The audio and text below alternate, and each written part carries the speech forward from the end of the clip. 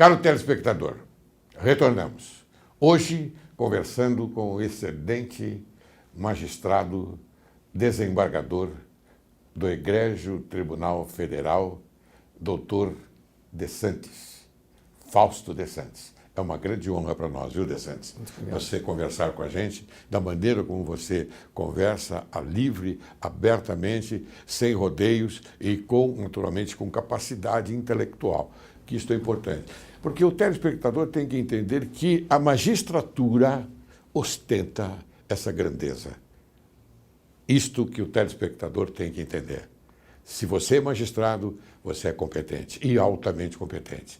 É a minha homenagem a você neste momento. Muito obrigado. Tá bom? Muito bem. Delação premiada. Delação premiada é algo justificável à luz do direito e da ética? Ou é um tipo de traição ou prevalece o interesse da sociedade? Olha, delação premiada, ela existe desde as ordenações filipinas. Ela é um instituto que é previsto no mundo inteiro, convenções internacionais assim prevê. Então, na verdade, quando se critica a delação que ela ofenderia a ética, na verdade, não está se indo contra a delação, está indo-se contra a eficácia da justiça na busca da verdade. Existe a ética do Estado na busca da verdade. Então, ela, na verdade, a delação, ela vai ao encontro da ética no sentido de que, por meio da delação, o Estado protege mais rapidamente o bem jurídico a ser tutelado. Aqueles que falam que vai contra a ética, na verdade, vai contra a ética do criminoso. O criminoso que tem a ética de não dedurar. Né? É isso que ofende a ética, que não é do Estado, era a ética do grupo organizado, do crime. Então, eu acho isso altamente infundado. É uma ética do Estado utilitarista, mais um mecanismo de pressão legal e legitimado de fazer com que a verdade seja trazida ao Estado o mais rápido possível, quando os casos são muito difíceis de investigação. Eu vou pegar uma carona no termo que você empregou, dedurar, e perguntar a você e também, de uma certa forma, fazer a minha colocação. Dedurar. Eu não entendo que se faça isto num processo criminal, porque o processo criminal é sério. Aliás, todos os processos são sérios. A justiça é séria, porque a justiça é em prol de quem? Da sociedade. Não é verdade? Então, tudo que se faz em prol da sociedade é o caminho da verdade, é o caminho, como você diz, é o caminho certo.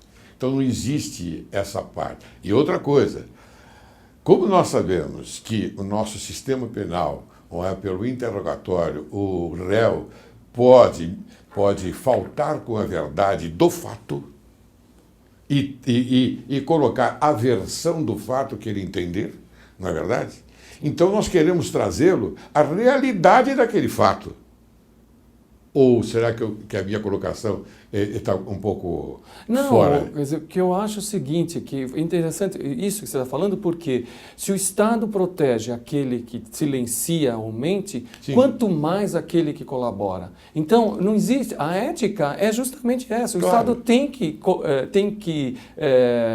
oferecer benefícios para aquele que vem, sim, e falar, estou arrependido. Para aquele que colabora com a justiça. E quero colaborar. Se o objetivo é uma diminuição de pena, é um objetivo legítimo, porque está na lei. Lógico. É legal e é recomendado internacionalmente. Lógico. Muito bem. A lei anticorrupção veio agregar ao sistema? Muito. E ela está sendo combatida de forma injusta. Já existe uma ação direta de inconstitucionalidade, porque a lei anticorrupção estabeleceu a responsabilidade civil objetiva das empresas e o que está se alegando que isso seria inconstitucional porque a responsabilidade devia ser subjetiva. Balela, porque o artigo 927 do Código Civil prevê a responsabilidade objetiva, sim, naqueles casos em que a lei pode estabelecer, ou nos casos em que a atividade ela é de risco essas atividades em determinado momento justifica a proteção maior da vítima do que do responsável pelo ato cometido. Sim. Então, a responsabilidade objetiva das empresas, ela veio para proteger a vítima. E na corrupção, nada melhor do que dê preferência à vítima do que do responsável. E ela é consagrada no Brasil já há muito tempo. Então, eu não entendo por que havia necessidade da lei, porque responsabilizar individualmente um diretor, um funcionário da empresa, era muito cômodo, porque esse diretor e funcionário podia ser facilmente substituído e a empresa continuava fazendo os atos de corrupção. Claro. E agora não. A empresa sendo responsabilizada, como é recomendação internacional também, em convenções internacionais que o Brasil avalizou, agora a empresa corre o risco de ter a pena de morte, a sua dissolução. Então, é muito importante, é outro marco legal importante depois da lei de lavagem. Muito bem, uma pergunta leva a outra, né? Então, queria saber de você o que você acha desses acordos de leniência, exatamente na estrutura que você colocou. Não, olha, o acordo de leniência, ele vale para o procedimento civil de responsabilização da empresa. Então, é a delação premiada no âmbito civil. Então, para ficar claro para o telespectador, no criminal, o réu é pessoa física, o indivíduo ele vem e ele fala, quero falar e vou revelar fatos e tem um benefício de diminuição de pena. Na lei anticorrupção, a empresa é chamada num procedimento civil, administrativo, e ela fala, vou revelar os fatos e eu quero uma pena menor. Isso é altamente justificável e não deve ser combatido. Agora, a lei ela é severa, a lei brasileira, como são severas as leis nos Estados Unidos, na Inglaterra e outros países que já adotam essa lei, até pela convenção da OCDE. Na Itália também ela é severa. O fato da empresa vir ser chamada, ela tem que ser a primeira a vir e revelar fatos que não são de conhecimento, porque se já são de conhecimento público, não adianta, claro, não pode ser beneficiada. Isso não vai retirar a punição severa que virá. Vai ter uma diminuição de multa da publicação da sentença eventualmente condenatória no âmbito civil, mas poderá ter uma suspensão, uma advertência e uma penalidade severa também. E o que é justificável, porque é grave o fato de corromper o Estado, né? Então... Muito bem. E o compliance é uma instituição séria também? Então, o compliance, que antes era um setor totalmente repudiado, mal visto dentro da empresa, hoje é um dos setores mais importantes. Por quê? É ele que vai dar o norte da empresa quanto à conformidade, o cumprimento dessa empresa, não com relação ao objeto social só, como era antigamente, mas com relação aos deveres dela perante a sociedade, porque a empresa pode ser responsabilizada pela lei anticorrupção. Então, o compliance ganhou um status de importância absoluta dentro da empresa e a empresa vai ser avaliada no futuro, eventualmente num procedimento contra ela, pela regulamentação do compliance dentro dela. Então, é importantíssimo. Quer dizer que é uma instituição importante, não é? Sim, muito. Muito bem. Veja só. Como lidar, então, com a percepção social de que existem leis que parecem servir como proteção para os criminosos? É importantíssimo. Queria saber de você, não é, a sua opinião sobre esse tema. Olha, eu estive nos Estados Unidos fazendo um curso sobre corrupção. E uma das matérias da corrupção é elaboração da lei. Como o legislador pode elaborar a lei no sentido de fazer com que a lei seja favorável à corrupção, mas com o discurso de que vamos combater a corrupção. Então, é esse que é o grande problema do Brasil. Muitas vezes as leis são leis aprovadas que beneficia uma das partes, um grupo de profissionais ou os acusados, e sempre com o discurso que vamos fazer uma lei mais rigorosa.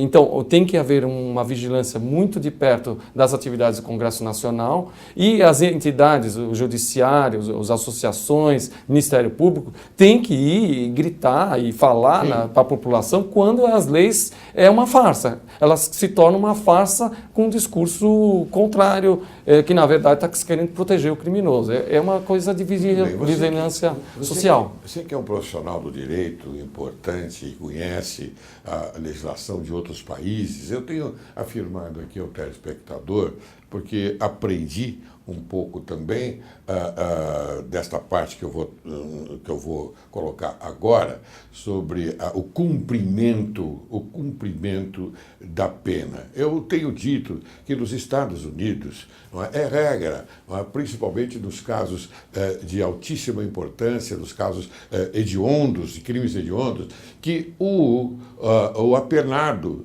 ele cumpre no 85% da pena, sendo que depois, diante do comportamento se hostil, aí então ele não tem os benefícios, mas se não hostil, ele tem os benefícios do restante. Isso é aplicável mesmo? Olha, nos Estados Unidos não tem essas saídas temporárias, esses benefícios que tem no Brasil. E eles se surpreendem com os direitos consagrados aos réus. Eles entendem que a pena tem que ser cumprida, ponto final.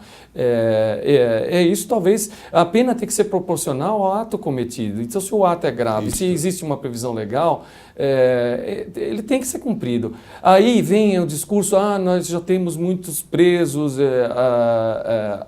tem mais de 500 mil presos no Brasil, 574 mil em prisão, mas é um país que tem muito crime, então nós temos que partir para a prisão para chegar num momento e isso ter um recrudescimento. As pessoas têm que sentir que a lei é válida e submete a todos, e qualquer ato falho cometido é possível de ir para a prisão ou ter uma punição, pena de prestação de serviço à comunidade, ou mesmo uma multa severa, etc., quando for o caso. Né? Que não seja o caso do crime econômico, porque multa no crime econômico é a mesma coisa que nada, porque entra nos custos da própria prática criminosa. Eu acho que tem que repensar o Brasil, o que ele quer realmente, se ele quer um país em que a gente... Você sabe... É uma infraestrutura melhor. Laércio, né? Liberdade e segurança têm que ser conquistados. Sim. Então não é possível conquistar a liberdade sem não ter um sistema de segurança firme. Então você só tem liberdade quando tiver instituições fortes para garantir a segurança e, por sua vez, a liberdade. Então não se anda tranquilo na rua com essa quantidade de benesses que tem na lei de execução. E hoje é difícil andar tranquilo na rua, né? Não se anda. Hoje não se anda. No Brasil, não. De hipótese alguma. Bem, vamos adiante, então. Queria que você explicasse para o telespectador como funciona a lavagem de dinheiro através de obras de arte. Olha, isso foi uma pesquisa que eu fiz. Aliás, é do seu livro, né? Você é o meu livro que vai ser agora... 18 de agosto. 18 de agosto. 18h30, no Conjunto Nacional, Livraria Cultura, o lançamento desse livro e do livro Delinquência Econômica. A lavagem em obras de arte era algo que não era discutido. Foi o primeiro livro no mundo que foi escrito sobre isso, foi lançado nos Estados Unidos primeiro, agora está sendo lançado no Brasil, a versão atualizada com a legislação brasileira. É simples, porque a pessoa, para adquirir arte, ela é muito facilmente se adquire arte em cash, em dinheiro em espécie. Não são exigidos, apesar do discurso dessas casas de leilões internacionais, existem duas principais no mundo que detêm 98% do mercado mundial. O discurso delas é de que elas têm um trabalho de uma política de anti-lavagem, mas na verdade não é nada disso, eu fui lá. Então é fácil, é só o criminoso, um traficante, por exemplo, ele pega o dinheiro recebido em espécie, sujo, né, sujo porque é Sim, do claro. tráfico, adquire a obra de arte, ninguém pede nada, pega um quadro que vale milhões, põe na parede e qualquer coisa. Eu tive casos assim, do grande traficante, que ele tinha uma lista gigantesca de obras de arte e ele estava vendendo as obras de arte para pagar advogado, para pagar despesas e ninguém se deu conta disso. E a atitude da justiça na ocasião é a apreensão de todos os bens, porque a Polícia Federal até um certo momento e mesmo o Ministério Público não estavam atentos para essa questão. Bens não é só carro e imóvel, são obras de arte que valem milhões e as pessoas escondem o dinheiro atrás delas, porque existe um mercado negro também de venda, que é muito fácil a venda disso. Então, você pode pôr num tubo uma obra de arte e passar no aeroporto facilmente, simplesmente porque ninguém fiscaliza, a fiscalização é tênue e é de pouco conhecimento também das autoridades alfandegárias. Então, é um caminho, é um nicho que tem que ser regrado mais de perto e os casos hoje estão mostrando isso. Olha, telespectador, veja as informações prestadas pelo nobre desembargador Fausto, são significativas. Você jamais poderia pensar numa quantidade de dinheiro muito boa, muito grande, num tubo que passa livremente pelo aeroporto. Não é verdade? Pelo raio-x. Não é? Passa livremente. Muito bem. O Brasil vai conseguir reaver todo o dinheiro da corrupção desviado para bancos estrangeiros? Como funciona essa burocracia, Fausto? Olha, os caminhos foram desbravados. A comunicação, a cooperação internacional em matéria penal Brasil e Estados Unidos, hoje, no início foi meio difícil, mas hoje os caminhos estão abertos, as autoridades americanas entendem muito bem o Brasil é muito bem recebido, o Brasil demanda muito mais, é muito mais atendido do que o contrário, o Brasil coloca muito mais obstáculos com essas nossas legislações, tem que passar para o STJ, tem que fazer o exequatur, isso, aquilo, um pedido especial na coisa, enquanto os americanos, eles são práticos, da essência do sistema americano. A recuperação depende da descoberta das contas. Muitas vezes descobre-se a enormidade de contas, mas às vezes descobrem todas. Isso vai de uma boa investigação. Mas muita coisa foi descoberta, né? E coisas que jamais existiram no passado. Né? É uma questão de praticidade, porque nós temos que informar o telespectador a respeito da delação premiada e do retorno do dinheiro, objeto desse crime praticado por aquele que cometeu, o delito. Muito bem. Será que volta todo o dinheiro ou ele esconde um pouquinho para depois da prisão ele ter alguma coisa? Não, isso é uma conversa entre nós aqui, porque é curioso. Eu tive caso de delatores que eles falavam uma coisa, o delator quando ele fala não é a verdade, você não pode ter como a verdade, porque a presunção de inocência do delatado permanece, tem que ser provado isso. Eu tive caso de delator que falou uma coisa e depois se viu que era outra. Então, o Estado tem que se resguardar com a delação. E existe um projeto, agora está sendo falado pelo Ministro da Justiça, de repatriamento de valores do exterior de pessoas que mantêm valores ilegais no exterior. Mas isso não vale para tráfico, para crimes graves. Balela, porque o que está se tentando é repatriar dinheiro sujo do exterior com tributação diminuída e sem a punição pelo fato grave cometido de envio ilegal de dinheiro ao exterior, evasão de divisa. Então, foi pertinente porque é absolutamente atual, está se voltando esse assunto de beneficiar o criminoso com o repatriamento do dinheiro que está sujo no exterior. Mas então a delação premiada ela passa a ser igual a zero, não é? Ou seja, quando se descobre que há um dinheiro escondido que ele não informou. Ela não vai ser aplicada, não vai ser aplicada. O real não pode ser beneficiado. Essa é a informação que nós podemos dar à sociedade. Muito bem. Você não acha que as investigações podem demorar além do tempo previsto no procedimento penal e nos defrontamos com a prescrição da pretensão punitiva em concreto? Olha, a prescrição é outra coisa, a peculiaridade brasileira, precisa de ser repensada. Só no Brasil existem as interrupções, os casos de corrupção e as modalidades de prescrição que só beneficiam o criminoso. Devia ter uma modalidade de prescrição só, que iniciou o Estado a investigar, acabou, não se fala mais em prescrição de forma alguma, como é nos Estados Unidos. É assim. É assim. E aqui não. O Brasil ainda existe a prescrição e a demora às vezes é porque os casos são complexos, mas justamente a delação tem permitido as delações apressar, né? Exatamente, apressar os casos. Eu falei no sentido da prescrição porque eu sabia que você ia me dar essa resposta e a informação teria que ser passada para o telespectador, para a sociedade. Quer dizer, nos Estados Unidos não tem esse problema de prescrição. Não. Acabou. Prescrição não existe. Não é? Aconteceu um fato, depois de 15, 20, 30 anos se descobre, aquela pessoa vai responder por isso. Bem, eu estou quase terminando o programa, meu querido amigo.